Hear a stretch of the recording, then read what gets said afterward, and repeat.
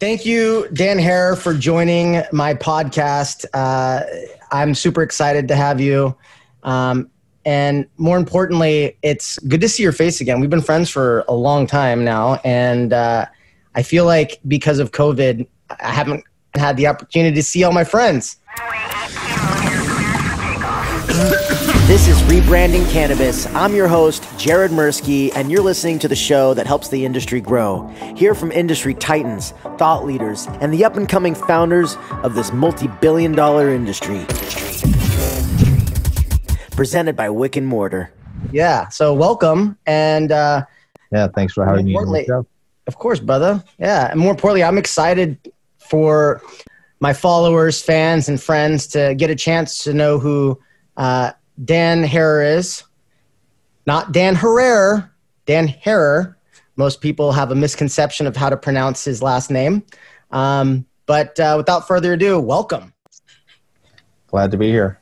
So many of you may have heard of Jack Hare, the famous strain, but there is much more to this strain name than meets the eye. And I think what a lot of people don't realize is that Jack is actually a person. He's your dad, and he comes with an amazing story. And so what I want to do is talk a little bit about that and then kind of move into some other cool stuff. So Dan, first tell us a little bit about yourself, what you've got going on, and let's kind of move into the story.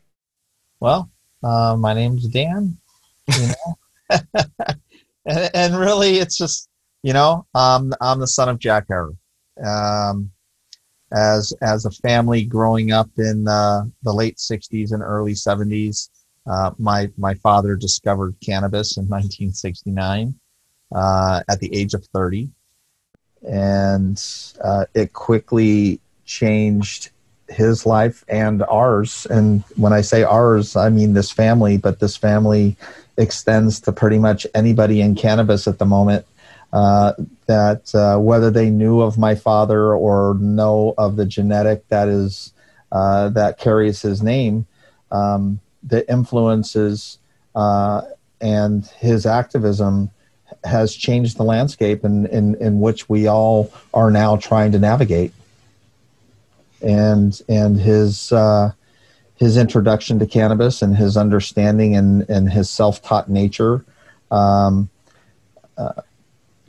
really help to give people an opportunity to not just solidify their belief in cannabis, but his educating of the cannabis community gave us all an opportunity to find our voices and change how we had access in this country in our individual states, and part of that is how I grew up. Instead of going on camping trips with my dad as a teenager or as a young adult, we were out collecting signatures for, cannabis legalization since the time, I was legally old enough to collect a signature at 18 in 1980.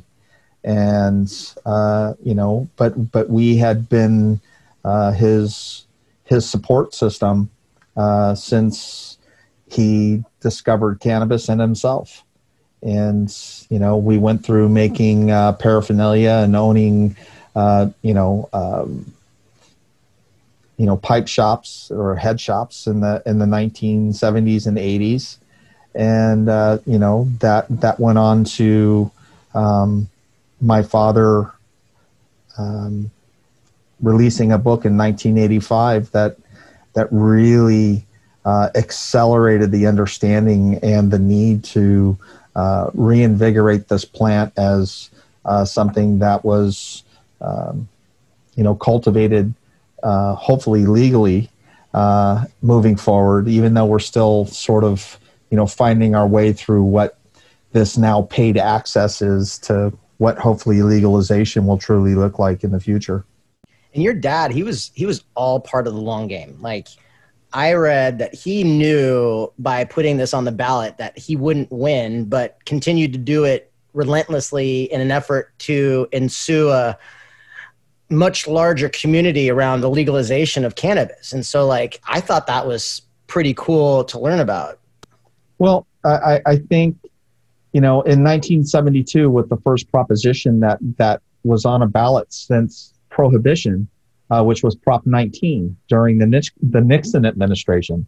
And it got 39% of the vote in 1972, which was surprisingly large considering, still the large scale ignorance of both Americans and even the cannabis community at that time. We had a belief that cannabis shouldn't be illegal because we knew it wasn't harmful. But past that, the narrative of, well, let's go back a bit. Your dad wrote a book. Yes. The Emperor Wears No Clothes. Right, but that would be actually going forward a bit. 1985. Well, but you have to start at the beginning, which is like how and why, cannabis, hemp, right, was legal. Well, I wouldn't say legal because it wasn't really recognized as a drug at the time, but it was recognized hemp as a tool to manufacture, products and. Well, let's understand this. Cannabis had always been, for the most part, legal around the globe. Mm-hmm. Whether you call it cannabis or whether you call it hemp, it is the same plant. And cannabis, as a product that served man, literally started tens of thousands of years ago. It's depicted in the hieroglyphics, in our pyramids. It goes throughout Chinese and Japanese and African, education. It was the true engine that created international trade, because it was the hemp sales that powered these ships that moved around the globe, circumnavigating the ability to deliver spices and cannabis to regions far and wide. Well, it was so popular then that, correct me if I'm wrong, during that time, they named cities and towns that had hemp in the name. Well, here in the United States, because, now you're talking, from the 1400s, yep. After the, Columbus came here and the development of the colonies settling here in what would become the United States, that hemp was a most necessary crop. And, as the colonies grew, you had to, if during times of war or need, that it was mandatory that you would grow cannabis for this country and or for these colonies, and you could pay your taxes with cannabis. So because it made everything from like the clothing that I'm wearing. It made all of our bed sheets. It made our curtains, our carpets, the coverings for our furniture. It made the oil that greased the wheels of our wagons. It made gunpowder. It made food. And quite honestly, it gave us an opportunity, especially during the time that we seceded from England. It gave us the independence. Mm-hmm. In 1776. It gave us the ability to print our own newspaper. It gave us the ability to create our own dry goods. It gave us the ability to stand apart and independent as a nation. And it was truly one of the major, most important building blocks of this country. So while we're kind of back in time, there was a moment during Prohibition that they actually allowed hemp to become legally used commercial product. Yeah. Because they were going to war and they now all of a sudden needed hemp to produce rope and things of that nature in relation to battle time. So let's talk a little about that because that to me is a little baffling, simply because it shows the hypocrisy of this country. And let's go back just a little bit and describe virtually everything in this country up until the early 1900s, including the medicines that we took, our clothing, and all of these all of these products that we used had always been, hemp had always been a part of that. In the early 1900s, it was said by the U.S. Department of Ag that paper would no longer be made from trees because hemp would make 4 times the amount of paper per acre than 4 acres of trees. Mm-hmm. And so there was this plant that had all of this great potential to create, industry and jobs and wealth. The only thing is that it became competitive to those who were seeking to use this newfound product called oil and the petrochemical industry and its processes and products that came from it. And in 1937, between its competition with these other goods that were becoming the services of demand here in the United States and the world at large, cannabis started becoming demonized through the newspapers through a time called Reefer Madness. And through that depiction, cannabis was made illegal in under 2 minutes at our state's capital, at our nation's capital. It was made illegal because I believe, my father believes, and the information that we had uncovered through research shows that it was the most disruptive technology known to mankind, and all of the future companies that were making anything from synthetics would all be dramatically diminished as far as the profits to their shareholders if cannabis hemp was embraced to its full utility. And in 1937, the hemp or Cannabis Tax Act was created, and with the stroke of a pen and a few votes, cannabis was made illegal. What they didn't understand was just how important this plant was.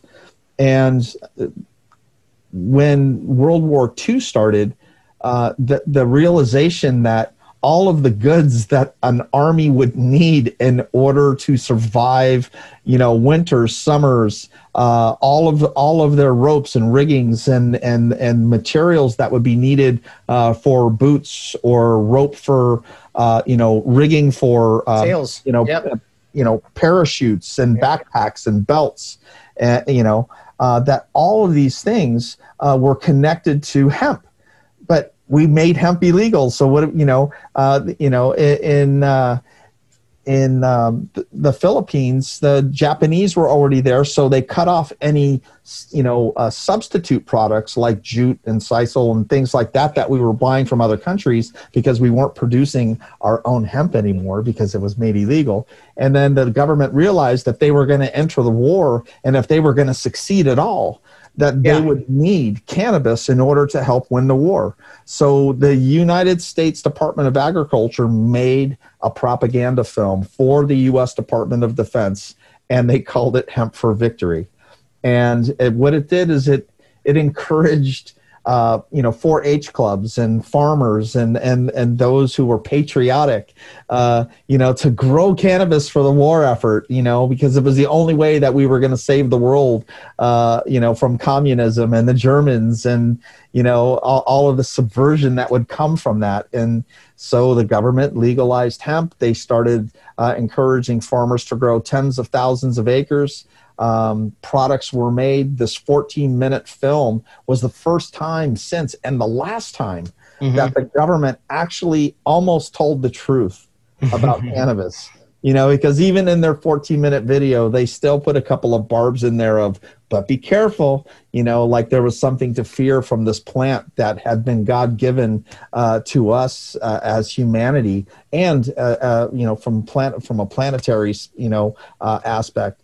This is a very important plant, and mankind depends on it, just like everything else. Now there was an individual in particular who he was originally ahead of railroad. You're talking about Harry Anslinger. Harry Anslinger, yes, Harry Anslinger. He ran kind of the railway. What would you call that? Well, what he did was he was the guy who ran the program against alcohol prohibition. So he was the enforcer of alcohol prohibition. And then they made when alcohol prohibition ended, what do? You have this thing that's set up and there's nothing else to do. So what do? You create a new enemy. Well, and they did that, though, for a very specific reason. And that's, to your point, they wanted to, it's all politics, obviously, but they wanted to see, they wanted to see probably a lot of these like supporters who own paper mills and things of that nature, thrive. And they knew that if hemp came into play in full force, much like it had in the early 1900s, that these companies would be gone. Well, that is there is some truth to that, but it was the way in which they did it. It was how they portrayed it in the public domain that this was something to be feared, and it is something that was dangerous. And a lot of it was based in racism, whether it was against Mexicans or whether it was against blacks or musicians or anybody who believed in or used this product, that suddenly if you smoked cannabis, that suddenly you would feel equal to the white man, and that if you looked a white person in the eye as a consumer of cannabis, somehow now you are an agitator and somebody that needed to be controlled. Right. And so they used racism in order to mask a large part of the war at the time through the newspapers and rags, which was really led by a large, I should say, a small group of people who had a large interest in making cannabis illegal. One of those people was William Randolph Hearst.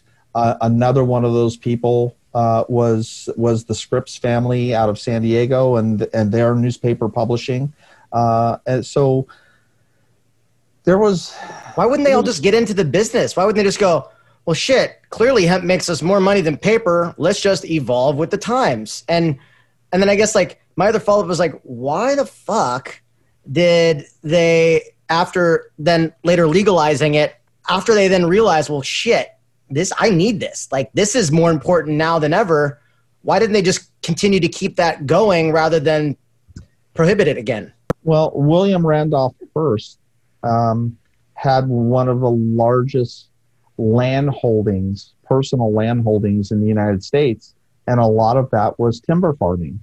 So if you have a newspaper and your timber makes your newspapers and hemp doesn't, then you already have this economic solution to your you can sell your trees to the paper companies, and then you can take that paper from them and sell your newspapers, and you get to make money twice. But if all of your trees are just being used for basic construction, now your personal land holdings deflates your overall net worth.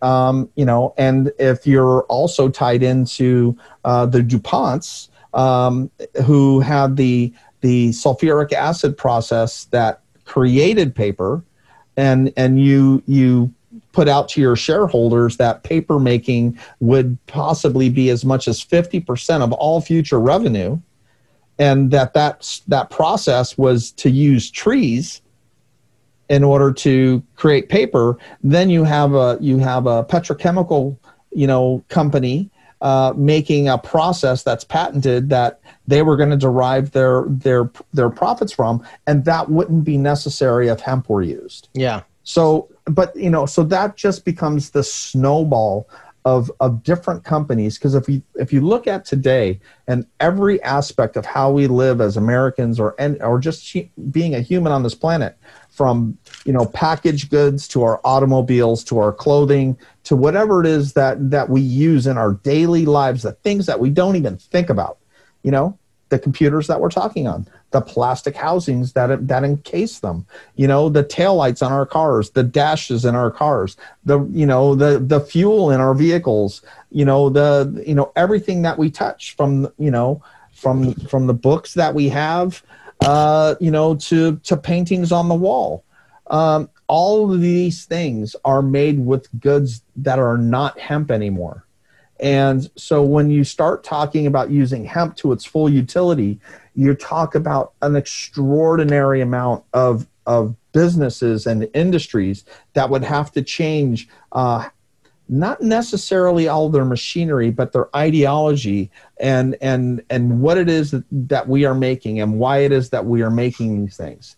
How long do you think it would take to create that transition now where we're at, given what we know and what laws stand today? Well, I think it would take longer than we would like, but the first steps have already been taken. Mercedes-Benz and BMW are already making car parts with industrial hemp. There are companies that are moving to biodegradable plastic, development of hemp. Clothing companies, lotions, all of these things, shampoos, all of these things are currently making. But the scale in which we need from a global standpoint is very large. And my guess is it would probably take 20 to 50 years to get where we should be. And the thing is 30 years ago, my father was screaming at the top of his lungs that, he believed that hemp was going to save the world. And he basically said, hemp could save the world. And it's the only thing that can. And he wasn't sure that it could save the world because he was never sure that mankind would understand how important it was to embrace this plant at that moment. Sort of like global warming now. We keep thinking that we can keep putting it off and putting it off and putting it off. And then all of a sudden, we're at the last moment. Here, let's change our position. My dad was screaming about this 30 years ago, saying, this is our opportunity to not just be able to survive in a future, but to thrive in it. And he wrote a book called The Emperor Wears No Clothes. And it was the first time that on paper, in a book that was documented and had research behind it that couldn't be disproved. And it was the first time that all of the things that we believed in as cannabis users and consumers and growers, it was the first time since, Prohibition and this war on cannabis and humanity, that here were real answers. Here was something that said, I'm not telling you to smoke cannabis. I'm not telling you to grow cannabis, but here's the truth. Here's all of the things and all of the countries and all of the products and all of its uses, and every one of them benefits mankind from now to eternity. And we should be using these to the best of our ability with all the technology that we have and that we would develop. Because, as we start developing things, even with the computer, it starts off one place and it ends up somewhere else. Now it ends up in the palm of my hand, where before it used to take an entire building. So the technologies that comes from being able to do something with something, and, a lot of industries in the United States, all of the infrastructure wasn't all created by the industries themselves.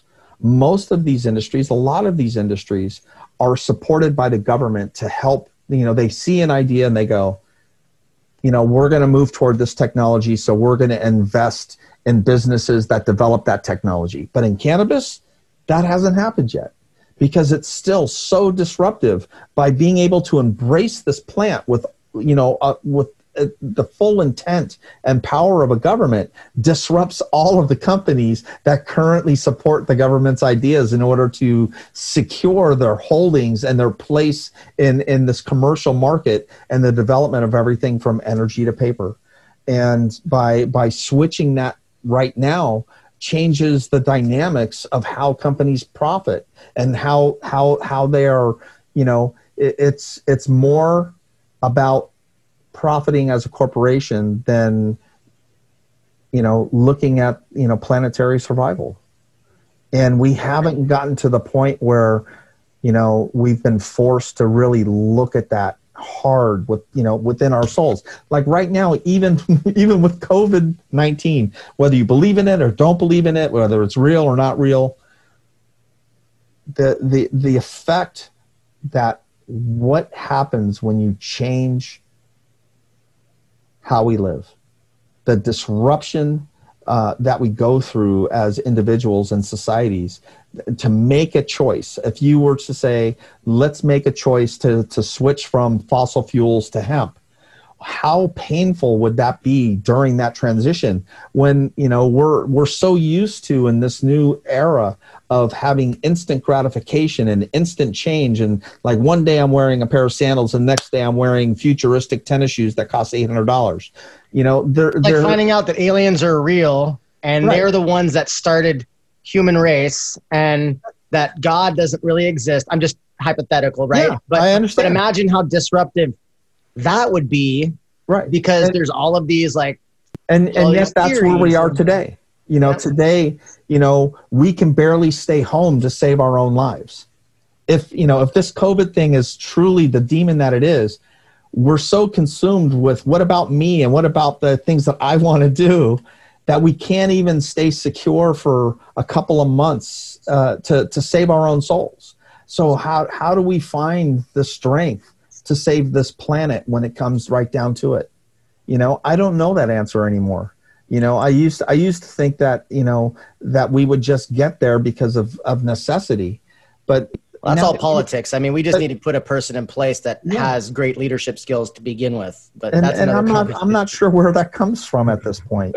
You know, but the reality is that outside of our leadership, we are still the voice of the future. You know, we elect the politicians that represent us, so we still have power. And it's our futures that's on the line here, and so it's our voices that are going to demand the changes that need to happen. But the question is do we have that within ourselves? Do we have that strength anymore?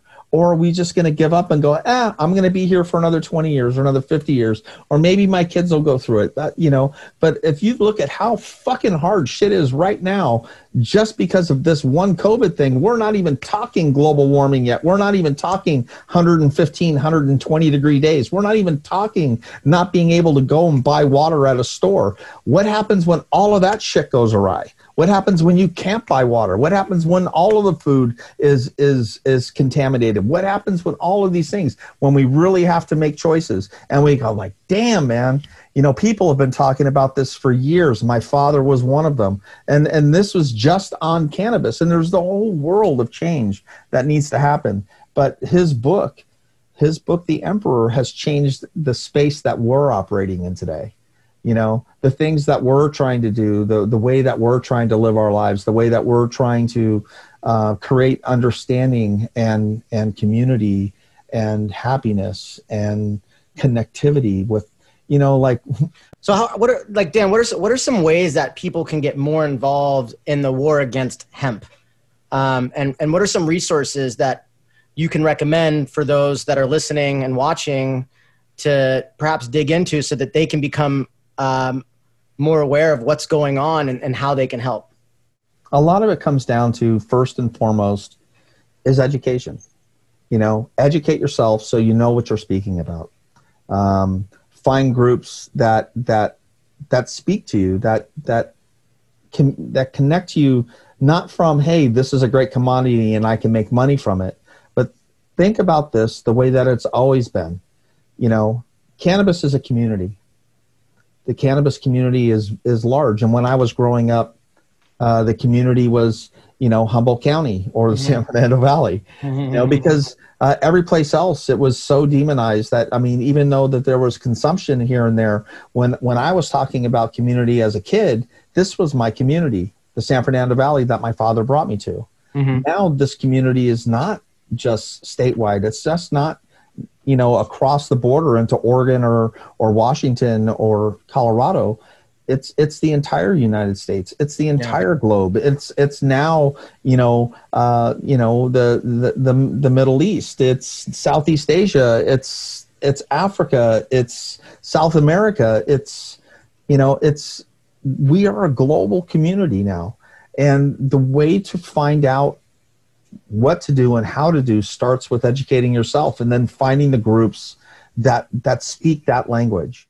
Now let's talk about like cannabis and like it. Sorry, I didn't mean to cut you off, but No. you've got me so excited. So let's talk about like the origin of cannabis and hemp and how it all came to be, because the male plant was meant to fertilize the female plant, but when they realized that by separating the male from the female, they were able to produce much more pollen in the female plant. And when they recognized that was when they realized that by segregating the plants, you had one that was then, built for hemp, and another was built for potency, so to speak, and experience and euphorium. Euphorium? I don't know. And then you had ruderalis, which was a plant that then grew faster than, what was it, the kind of the larger plants. And so then they started breeding that like, I don't know the full story, but I'm hoping that you'll shed some light on it, because that to me is really fascinating. And I think a lot of people just don't know the lineage and origin of cannabis. They think that everything is, an indica dominant or sativa dominant, now that most have identified that everything's pretty much a hybrid of something at this point. And there's no way to determine the potency in relation to, this is 70% sativa, 30% indica. You can't, there's no way to show that. Like, show me science that shows that. And I'm not a high-tech grower. But what I do understand is that, anything, just like humanity, we all evolve. And cannabis has been one of those things.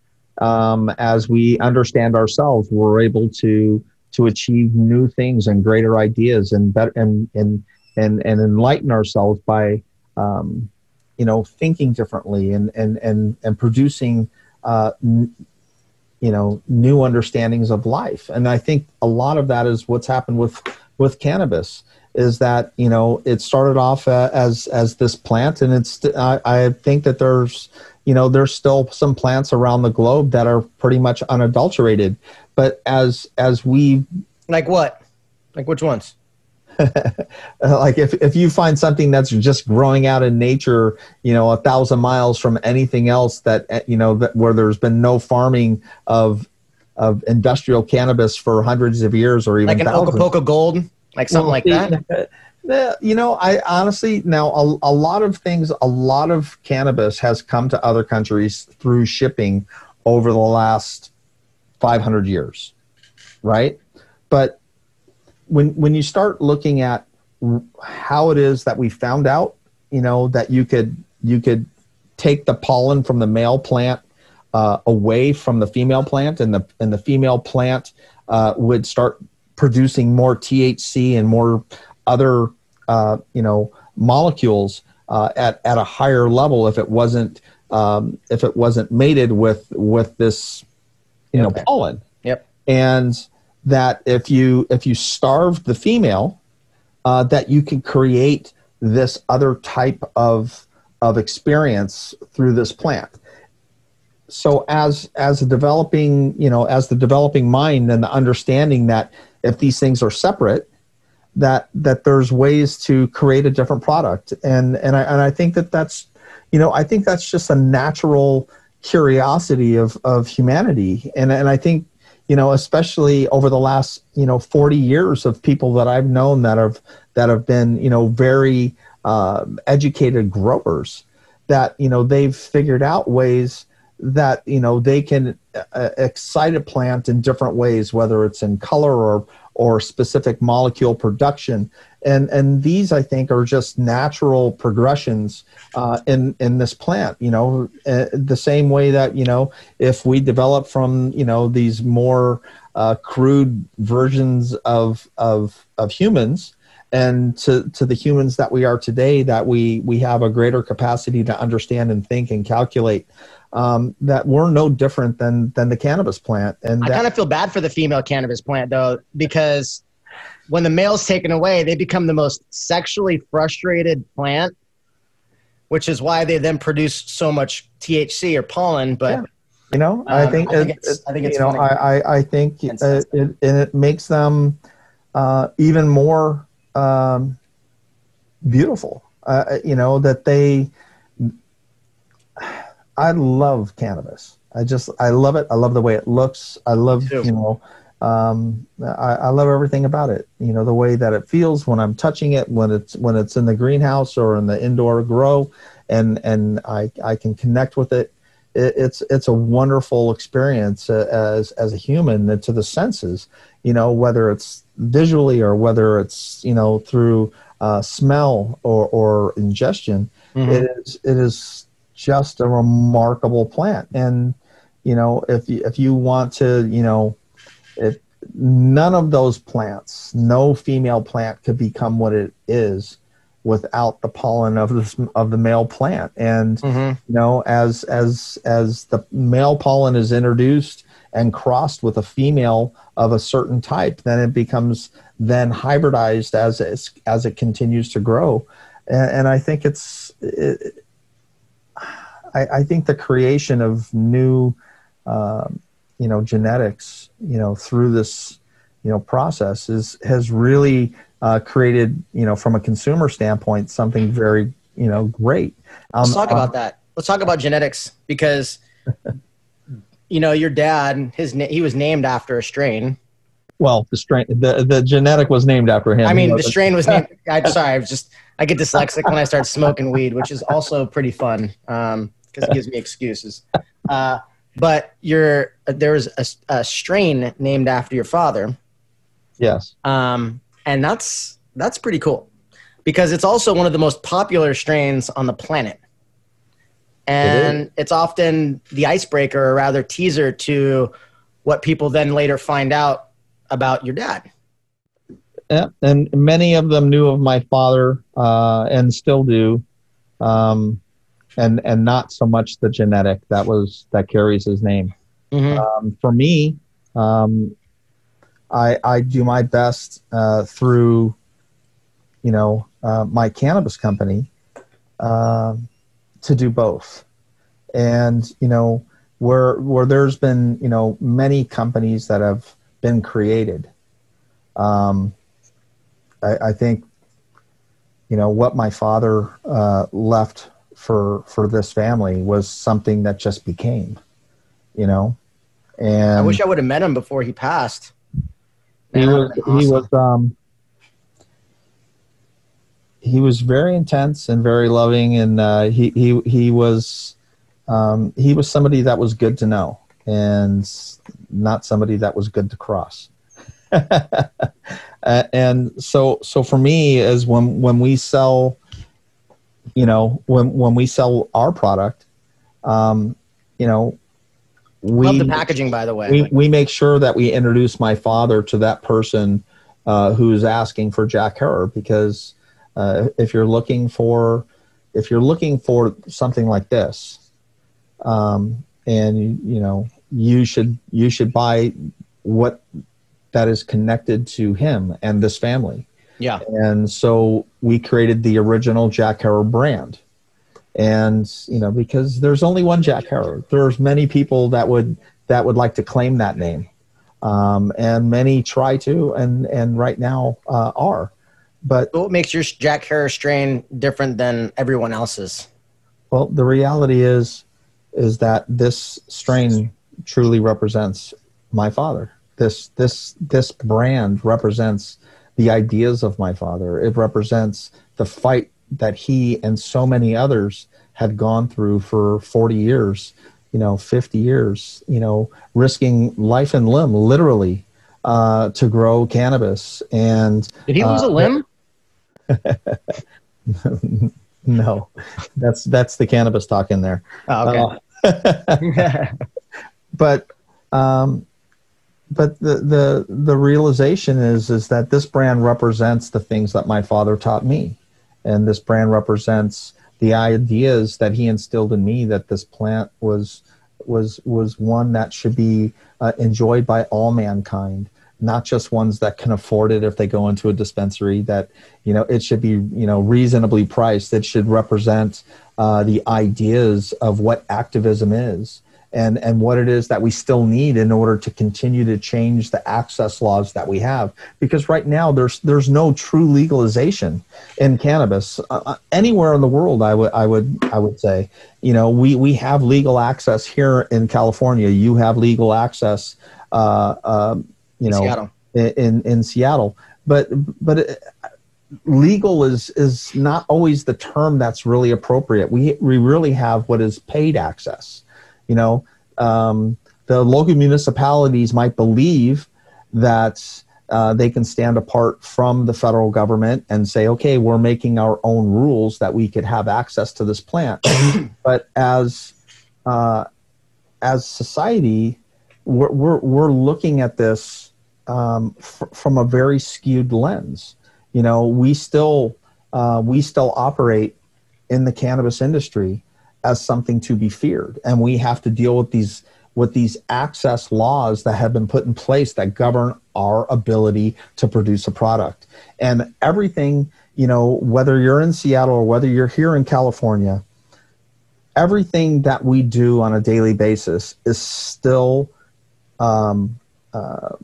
conflicted and compounded in difficulties, because the same laws that govern us are the same ideas in a sense that created prohibition. The same fears of, oh, watch out, this is dangerous, it needs to be protected, it needs to be controlled, but that's not really the reality of cannabis or industrial hemp.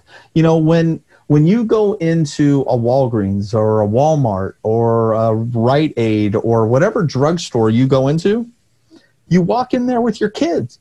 You're a parent, you've just come from the doctor's, you're going to get a prescription filled. You walk up there, you're pushing a stroller, you got your daughter's hand in your hand, and you walk up to the pharmacist and you're like, here's my prescription. And they walk right behind this unsecured facility. It's usually, there's no armed guards, and they go back to the most dangerous controlled substances known to mankind. And there's no fear at all. It's like they walk up, anywhere. I'm going to go over here and grab some ice cream. I'm going to go over there, grab some sodas and some beers. Hey, that's branding and marketing for you. And I'm gonna go back to the pharmacy, sure, and I'm gonna go get my Vicodin or my whatever. It's just extraordinary to me that pharma has created the lack of fear with products that are so dangerous, and the instilling of fear in cannabis, where they would say, oh, you need your cannabis, then you have to go to this dispensary over there behind those locked doors, behind, where you have a security guard with a gun, where every employee that works there has to go in, gets checked out, gets checked in. Every door that's open, they know who's on the other side of that door. Every cash register has a video on it, and that every delivery that comes to that adds an era of risk and danger, because of the narrative that's created for us to have access to this plant that's never killed anyone. And you know what's crazy now? Dude, it's crazy. A buddy of mine has a brand, and he was talking to his friend. He wanted to launch a cigarette brand. And this is through a company that we work with called Pineworks. They have another brand called Tree Rolls. And so anyways, long story short, they were approached to create this tobacco brand, but Pineworks like, we don't recommend doing that. And like, oh, we really want to do this. And so they challenged the guys that had come to them. They said, go smoke a cigarette outside on Venice Beach and see how people react. And then see how people react when you smoke weed. Yep. And come back and tell me what people say. People were far more accepting of cannabis than they were of cigarettes. In fact, cigarettes are just becoming a really unhealthy thing. More and more people are obviously moving to vape products. That's no surprise, but it's also because the smell of tobacco is just disgusting and no one really wants to be around it, which is also why you don't see people smoking in planes anymore, and in restaurants and in movie theaters, and in apartments. However, I can't wait till we're allowed to smoke in our apartment buildings. I still think it's a bit of bullshit that you can smoke, well, at least in Washington state, you can't smoke weed in public. If you own a home, so basically if you own a home, you can smoke in your house. Yeah. But other than that, you can't smoke weed anywhere else. Yeah. Because your apartment complexes, they don't want it. Nope. That's against the rules. Same with cigarettes, but even weed, if cigarettes isn't. So then you can't smoke outside, so. Well, and again, this all comes down to fear and misunderstanding. And I'm gonna, make a comparison here, and I hope it translates well. So the narrative that we have with cannabis, right? In 2015, here in California, we had the very first access regulations that allowed those who were sick and in need of medication to buy and consume cannabis without fear. It was called Prop 215, and it was the Compassionate Care Act. Dennis Perone was a part of that. Dennis Perone wrote that. My father supported it. My father put down full legalization that year. He had a proposition that was going to be in conflict with Dennis. And Dennis and my father communicated back and forth, and Dennis convinced my father to not look for full cannabis legalization at then, and really look at allowing people to have access to this plant, and then take the next steps for full legalization. And my father was like, okay. And my dad put down his petition, which was called CCHI at the time, and he jumped on with Dennis. And the thing was in 1996, we didn't pass it because of fear. We passed 215 because of love. We passed it because... Tell everyone what Dennis Perone stood for. We took the fear away from it. We took the fear out of the equation. There's so many people that were suffering from AIDS and cancer and multiple sclerosis and a plethora of other diseases that could be helped by this. And there were so many people that were at the end of their pharma rope. That all of these drugs, all they were doing was debilitating them even further, and there was nowhere else to turn. And we got people, even people that didn't agree with cannabis, to go, they're at the end of their lives. Give them some peace. Allow them to smoke cannabis. Give them, which I appreciate that, but true compassion shouldn't start at the end of life. It shouldn't be at the end of somebody's physical ailment. It really should be available at the very onset. It should be at the very moment that there's a diagnosis, instead of having to go through the hell of trying to figure out whether Western medicine is going to help them. That they should have the ability to get right into cannabis and utilize a plant that has never killed anybody and has helped millions of people around the globe, even before Prop 215, even before the 1937 prohibition on cannabis and hemp. Even before that, this was a staple of all things that helped humans.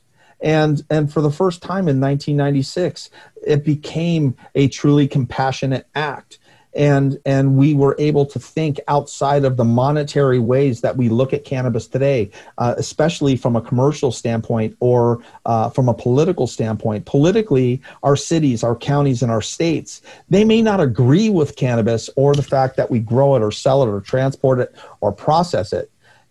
They look at it as like, hey, they've been selling this drug for all of these years. It's time for us to get a piece of it. And they tax the shit out of it at every level. And what's not a tax is a fee. What's not a fee is a permit fee. And the bottom line is that all the money that is generated in cannabis today, a majority of that ends up in the state and the federal government at this point, and the people that have fought and given their lives and souls in order to have this product become something that was available to us, has really, we've become the guys on the corner. We're not leading our businesses. We're just the guy out there dealing it.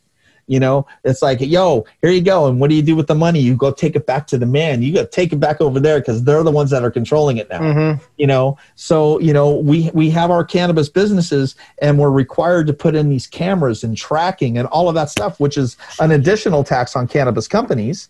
And we're basically paying for our own house incarceration. Well, and then you can't write off branding and marketing unless you set up an asset management company. They overcomplicate the shit out of it.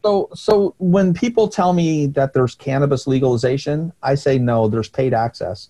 We pay the mob in order to have access to this. And in this case, the mob is our cities. It's our state. So true. It is those who think that they're protecting the society at large to the point where they have us, you know, like these people that have had incredible afflictions of pain through disease and ailment. They have tried everything to deal with cancer. And one of the things that helped treat cancer patients and AIDS patients and other people that were taking all these pharma drugs was cannabis. And cannabis was incredibly helpful. It changed everything about how they lived out the rest of their lives or continue to live their lives today. Yet, the fear that we are now obligated to continue because of the narration that is mandated by all of the ways that we operate as cannabis companies is that on all of our products, we have a government warning, just like cigarettes, that the consumption of this product may lead to cancers. But it's the product that we use to deal with cancer. You know, they don't say, hey, smoke some cigarettes because it's going to help you deal with your cancer. They say smoke cannabis, it will help you feel better. There might even be some help somehow connected to the ingestion of this plant that may actually help treat. Look, our politicians don't know what the fuck they're doing. Well, it's the thing is that, you know, we've had generations of a narrative that has instilled an understanding that we have not figured out a way to acknowledge. And, you know, as we've grown up, even myself as a kid, you know, you would learn about all of these bad things about cannabis or drugs in general. And who was to say they were true, right? And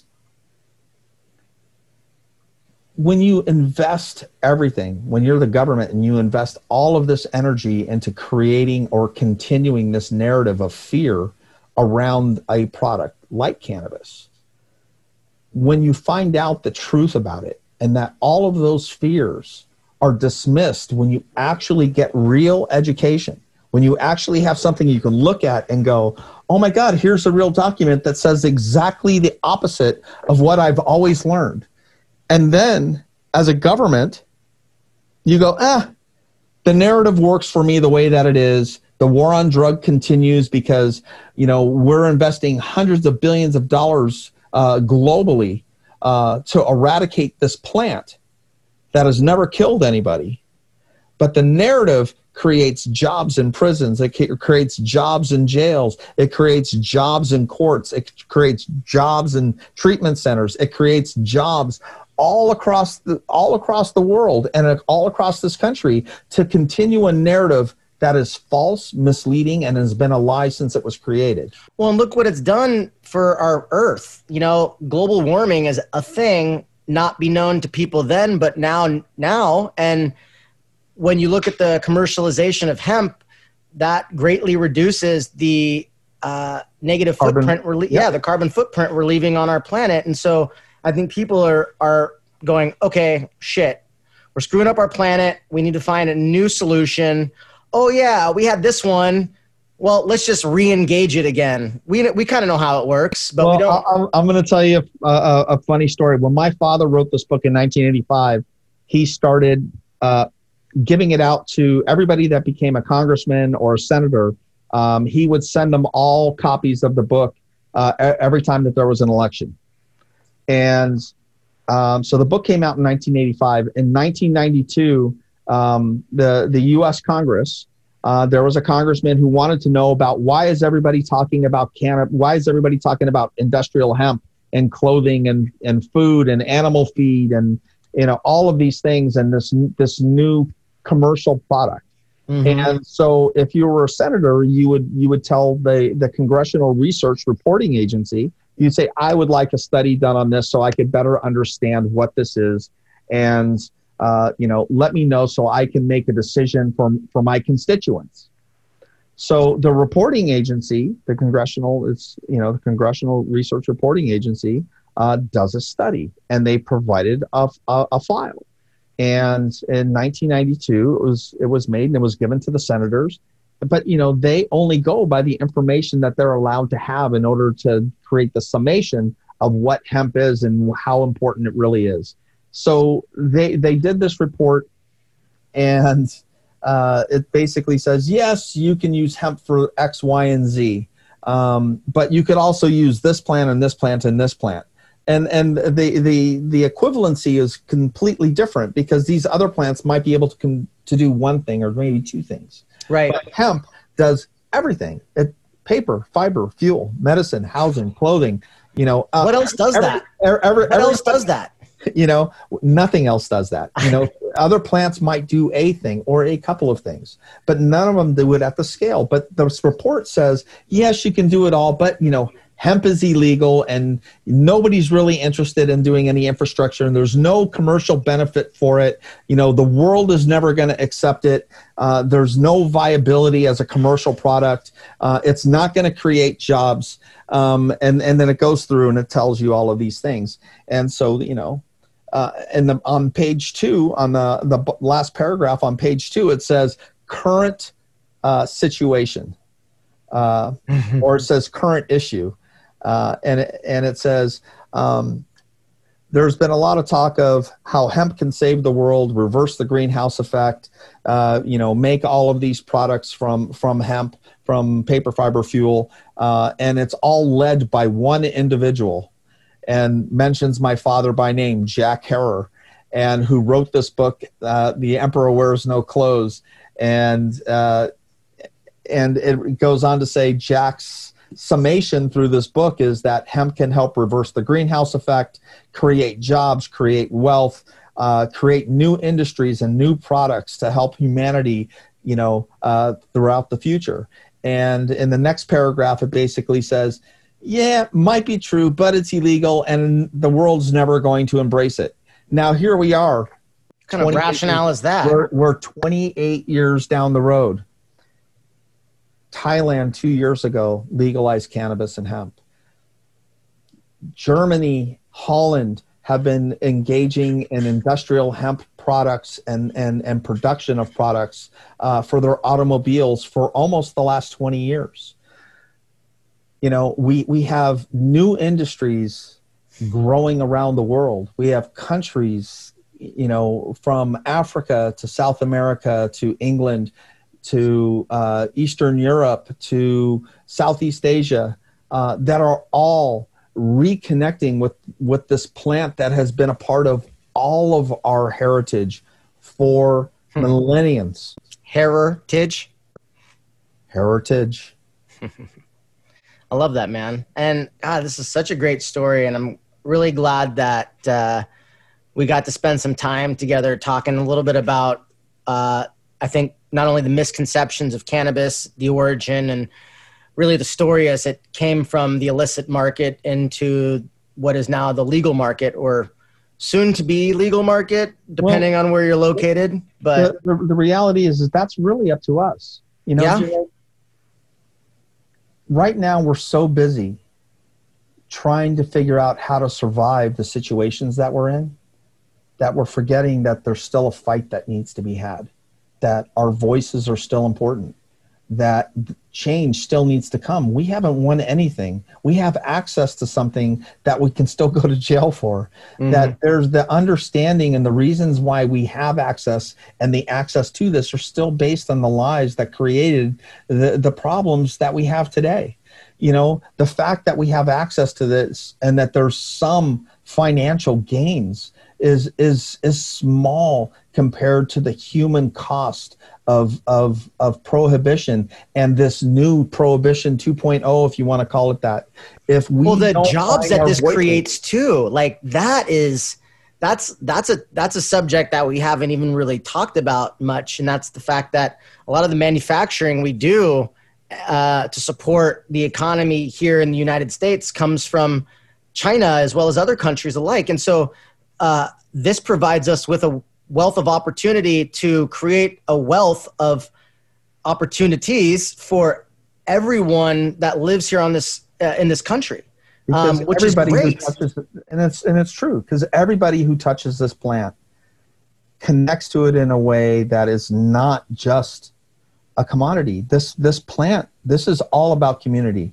The fact that you can commoditize it is a blessing. Yes. You know, we create our companies that need services and goods just like any other company. You know, we need packaging, we need hardware, we need transit, we need marketing. All of these things are all connected to each one of our businesses, whether it's manufacturing or distribution or sales or retail sales. Everything that we do with this plant touches the communities in which we exist. And the community is large. The community is global. When we're buying our packaging right now, we're buying it at reasonable costs, unfortunately from China. But our hardware comes from there. But then there's shipping companies that bring it here. And then there's transport companies that bring it to us. And then there's marketing companies that help us sell our products. And all of these people are employed by the cannabis industry that are paying taxes to the governments and the cities and the states in which we operate. This plant does nothing but lift up communities that embrace its existence in their space, in their, in their state, in their country. Mm-hmm. This plant has always given to mankind. It gives us the ability to buy food. It gives us. That's what's scary for politicians, is that it gives us so much that they rely other businesses to give us in order for them to remain in face, right? You know, I think that there's a huge disconnect between, what's right and what's done. And I'm so glad that that's changing, because I think a lot of the power is now being placed in our hands, as where before we had far less control over what we said and did in terms of how we wanted to live our lives. I love the fact that more and more states are coming online. I think Texas has an issue. I don't know if you saw recently, but the commissioner there has a big stick up his ass. And even though cannabis is decriminalized, he says they're still arresting people. Of course. And, that guy's got to go. Ignorance is a horrible thing. And, there's so much information out to the contrary that removes fear from our understanding, that allows us to go through life, or at least hopefully going forward in life with a new respect and a new understanding of what it is that we can do with this plant and how it changes communities. When you think about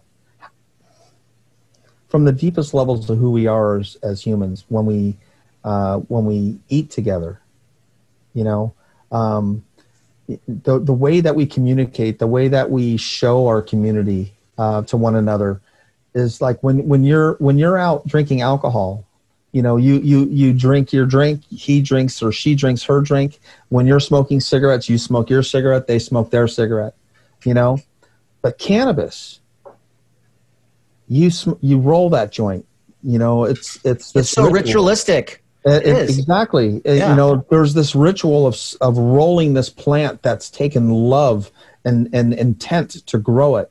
And you light it and you smoke it, and you share that experience with the person to your right or the person to your left, and it is the true essence of what community is. It is like, here we are. This is the term breaking bread. This is who we are as the deepest humanistic levels of how we should exist on this planet, including how we build our companies. For the first time, we have the ability to build cannabis companies and industries that are based on what it is that gave us this opportunity. And it's being subverted to some degree, because we need all of this money to come in order to build these companies. But the ideas are, for the first time, we can create this industry in our own image without having to go to, look at this, big industries coming and it's screwing things up, and people, they have to sell their dreams to somebody else because they can't afford to run their own businesses anymore. So they sell an interest in their business, or they sell half of it, or they sell all of it, and they exit because now it's not cannabis. It's not about the community anymore. Now it's just about commodity.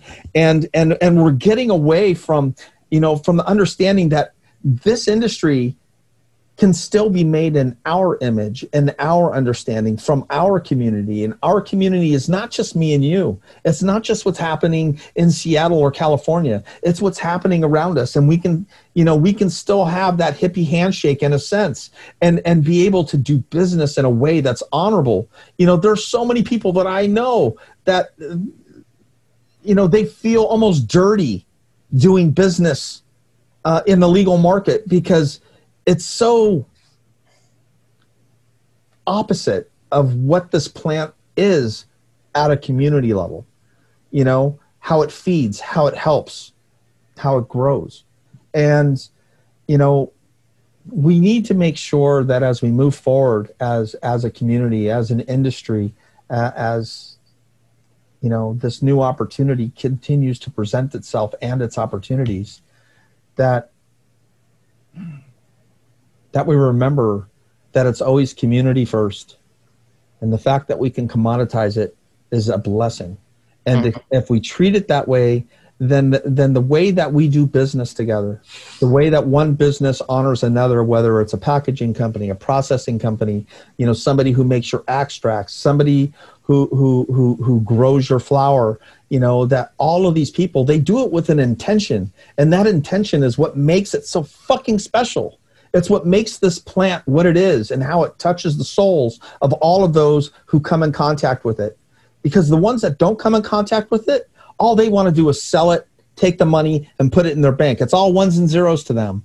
But the ones that grow it, the ones that come in contact with it, the ones that embrace what it is and the intent of what it brings, they're the life soul of this industry, this community, and we need to remember that is the most important things, because without it, this plant loses its soul.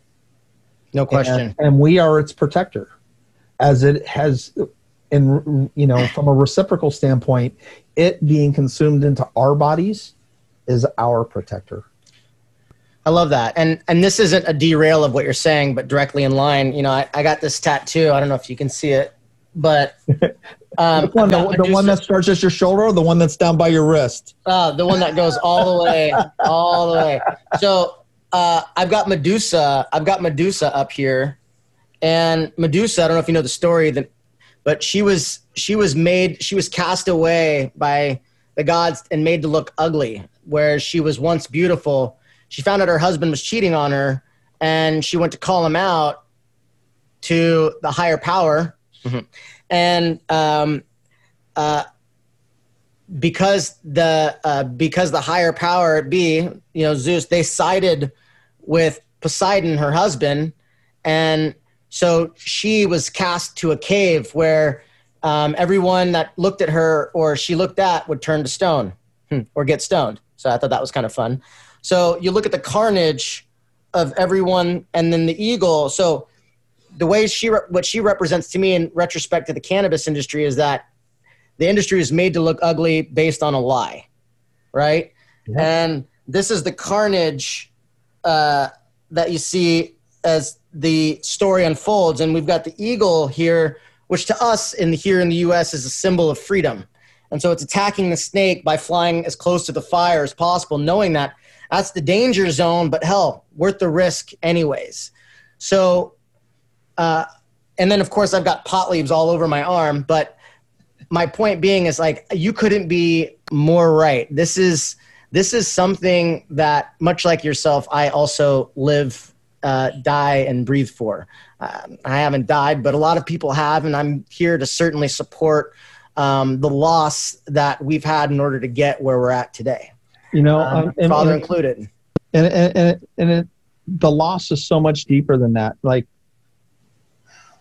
going back to Props, 215 and Prop 64 and the different narratives that have gone with each one of them. And one of the things that was touted in Prop 64 is that prop prisoners would be set free once this initiative passed. And but I haven't seen an outpouring of folks coming out of prisons. It seems to be very, very slow. And yet here we are in this new developing industry that we're selling this in retail stores around the country, around this state, around your state. We have access to this plant, the same plant that is now considered an essential business to the point where all these other businesses shut down, bars shut down, cannabis dispensaries open, but the people that went to jail before this became a law are still there. There are still people serving for access that I freely have for the most part. Right now, I'm producing. Why don't you light one up? Celebrate your freedom right now. Let's have a little quick sesh, and then I know we're going to wrap from there. But, man, this has been a great conversation so far. Probably one of our best. My turn. Cheers to you, Dad. To you, Jack. And Dennis. And every other fallen soldier helping support and fight for the industry.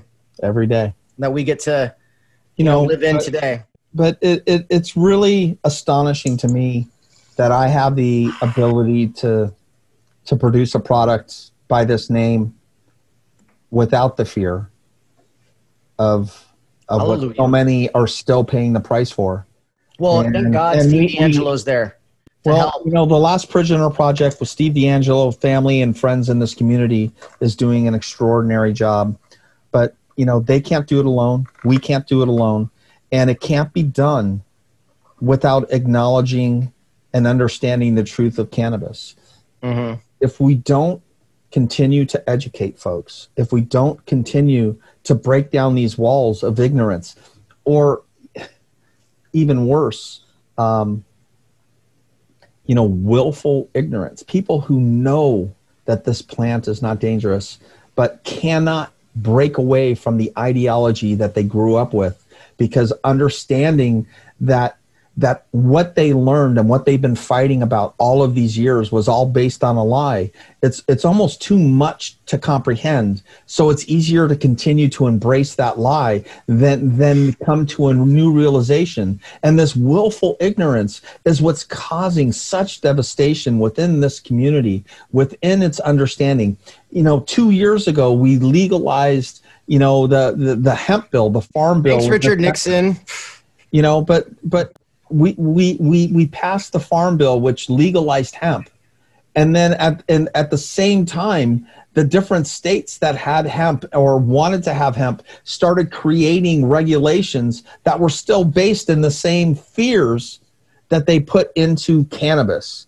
Now, I look at it all as the same plant, and so the continuation of this fear, is just it's just and it's also complex. I mean, when you look at just the branding and marketing side, and we've had many conversations, Dan, about this. You try to categorize a product that's in 3 market segments. Well, really 4. You've got commercialization, right, of products that live outside of consumables that then have their own subsectors, which is medical, wellness, and recreational, right? Yeah. Different levels of fear, right? Well, the elderly don't fear CBD, so they consume it. Well, what sucks is we could have started this so many years ago and been so much further ahead in how we operate as a society on all levels in all countries, because we would have had, hundreds of years. I mean, I was reading an article in Israel over 400 years ago. They found like frankincense and THC residue next to mummified remains. Yes. And I mean, I watch enough, Ancient Alien episodes with my roommate. I've seen so many, more than I can care to count. And he's so fascinated in conspiracy theories as they relate to things happening now and in the past. And it's extremely fascinating to understand more personally, having spent time with him, researching things alongside him, that perhaps societies back during the Egyptian era, were far, far, far more advanced than we are today. And that a lot of the advancements that we once had then were lost when there was, this global catastrophe, or however you want to call it. But was all of that information lost? Dun, dun, dun, who knows? Perhaps there's still a lot that we've found, but because it's so hard to control the outcome of what people will think and act based on the information, will that create and arise fear? Will people who have this belief in Christianity and Catholicism and all of these different things, will that become a thing of the past? Because then we're all, look, I could get down a rabbit hole, but we all go down them occasionally. I know. And then we just smoke too. So of course that's where my brain goes a bit, but also remember the rabbit hole. Don't go down the rabbit hole of, the highest THC wins. For all of you out there who are always looking for the highest THC, 27%, 28%, 32%. When you look at cannabis, you could have a cannabis, indica at 25% and a sativa indica at 25%. But, if all things are equal, what is it that makes them different? It's the terpene profile. Yep. So, when you look at what the experience of cannabis is, you want to make sure that your terpene profile is on point. Well, and so something even at 16 or 18% with a high terpene profile will take you to a destination that you will not expect. And so there's a lot of understanding on cannabis that we still need yet to understand. Well, I love where you're going with that. And just so we're all talking about the truth behind the truth, we also have to recognize that one of the reasons why physicians today can't recommend cannabis and the full spectrum plant is because there are very few methods in which you're able to decarboxylate cannabis and still maintain 100% of the plant's original profile. So mind you, when you decarb cannabis, that's to burn. I know that you know this, Dan, but for everyone who doesn't know what decarb means, it means to heat cannabis. You're heating up the molecules, you're activating the THC. So when you do that, you actually could be losing about 70% to 80% of the plant's original profile. So there are technologies out there that exist, and I will have the founder and CEO of Harvest Direct, the Lacey technology on my podcast in the future. But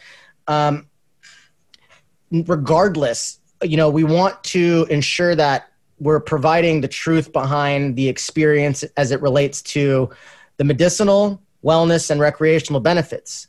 Yep. To your point, that 30% terpene profile, cannabinoid profile that you're going to achieve is still enough to have an experience nonetheless. Yeah. When we can smoke cannabis and still obtain 100% of that profile, it's then that will unlock, I think, the true power of cannabis. But because there are only very few ways, like the Lacey machine, that allow you to obtain the efficacy of the plant to its true form, that's when physicians can start making those types of recommendations. However, there are, and that's based on solving very, very specific niche problems, not larger problems that are obtainable through cannabis and CBD in combination, period. But Right. like when you look at Trainwreck, that strain profile is very similar to that of an Adderall. If you're able to obtain 95 to 100% of the plant's original profile, it can eliminate the need for Adderall. So I'm looking at those types of things as it relates to how physicians and doctors alike can make recommendations based on strain specificity. Because as in the tradition, but things have to be repeatable, and that's the problem in the U.S. pharmacopoeia. And there is to have it repeatable. Every day, exactly this. And Renee Gagnon out of Canada, she's created these growing pods that, because they're smaller, they're more controlled, which means the consistency that you can create utilizing the same strain can be much easier to manage because there aren't as many variables, right? Yeah. And so trust me, when you combine all of these things, you can create pharmaceutical grade products that can compete with the pharmaceutical and nutraceutical market, and still be, well, as it sits today, it's a recreational product where you don't need to have anything but a license to grab it. There's not enough understanding, and it's going to take a long time to get to that point. But as long as we keep messing with it, and as long as we keep trying to educate folks moving forward, we'll eventually find, our way, or it'll find its way. It may not be in our lifetime. It may, and certainly not going to be in mine. But it's coming. But Yep. young guys like yourself, Hey, how old do you think I am? I'm 37. I'm young, but I'm getting there. I've got a bed of grays. I understand. No, I'm 50. You look good. I'm 58 this year. You look good. So,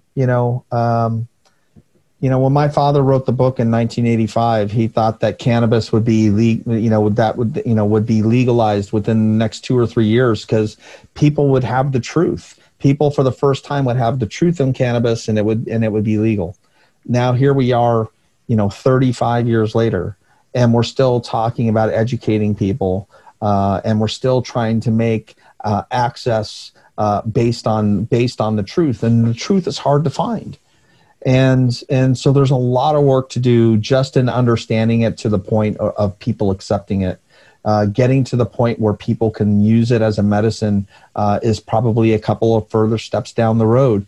And the quicker that we continue to educate, the community at large, and that means people outside of the cannabis community directly, and start teaching it in schools and start running, college courses on history, not just THC.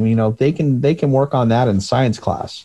But, removing the fear and creating the understanding of history as it applies to us today, because, what it is that was, that we understood, 200 years ago applies directly to what needs to happen today. Sure. And so history does paint the future for us. It's not irrelevant. It is as true as anything that we know. And just, I don't want to say a quick plug, but that's on Amazon now, right? This is on Amazon now. It's been on Amazon. You've been able to buy older prints. But now the digital version, you can go to those that have Kindle, and Kindle can be downloaded on any any device, whether it's a Samsung phone or an iPhone or a laptop or your desktop.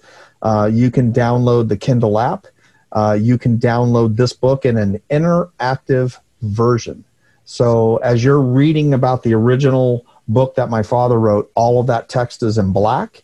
And then there's hyperlinks throughout the book that you click on the hyperlink and it'll take you to new stories and new understanding and new documentation. It'll also take you to videos. So if you want to have an understanding of who was Jack Herer, you can click in the earlier pages. You can click on that link and actually watch a 58-minute documentary that was made in 1999. If you want to know about Hemp for Victory that we talked about earlier, you can click on the hyperlink in that story, in that chapter, and it'll take you to the 14-minute video that the U.S. government made, put out for the war effort, and then after the war denied that they ever made it, and all of the documentation that went along with it. So this book is available both in digital and you can also order brand new printed copies for $34.95, but the digital copy is only $9.99. $9.99, and you can carry it anywhere and everywhere you go. You can read about history while you're traveling, while you're sitting, while you're trying to educate yourself, within this space as a consumer of cannabis or somebody who's just interested in understanding why is this plant becoming such a global phenomenon, which we already know it's not a global phenomenon. It's just being re-embraced for what it is, and that is one of the greatest servants to mankind and this planet that we've ever known. Yep. Oh, no question there. Well, man, that was quite a download of information. So brother, thanks again for coming on to my podcast and dropping the wisdom and sharing the love and the passion. And I appreciate you and I appreciate our friendship. And I'm glad we've got, this opportunity to dig deeper into, what makes you and, where your heritage comes from. Where can people find you? You can find me at the jackhererfoundation.org.